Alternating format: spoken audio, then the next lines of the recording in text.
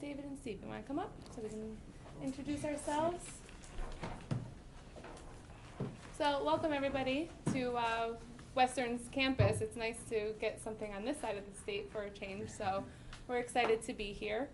So some new legislation came out, so that's why we're all here today, to see how that affects us at our schools and the work that we do with our students.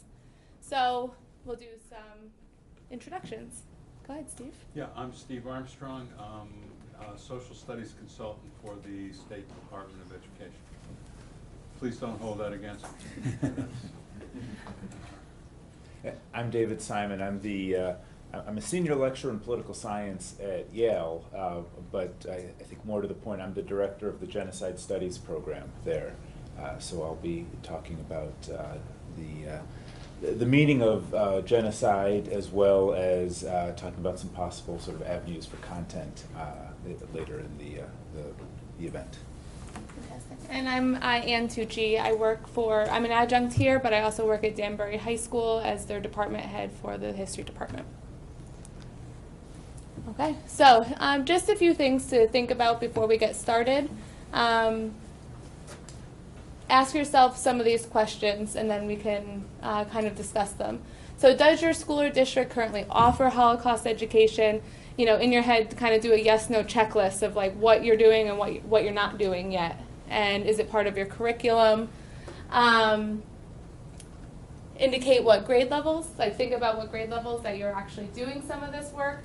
You might not even be sure if it's happening in the classroom yet, because maybe we just haven't been looking. So on average, how many total hours of instruction do you think are actually being focused on this? Is it one class period? Do they just do one lesson once, maybe in 10th grade? Because that's fine, right? That is happening. Some of it is also interdisciplinary. So our art program is doing work with Holocaust. Our ELA programming with the books that they're reading at all different levels.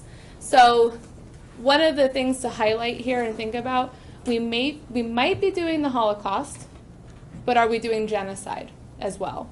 And that's a key component of this new legislation. That yes, if you cover the Holocaust, you're not covering all of it. We got to include genocide too with some modern day ones. So what's exceptional about today, and we don't always get to do this as history people, is that we get to do some content today too, and you're going to learn some new things about some contemporary genocides that are happening, and some solid definitions and things like that. So just think for a moment about what's going on, and then I'd like to just kind of go around the table and have everyone introduce themselves, if that's fine.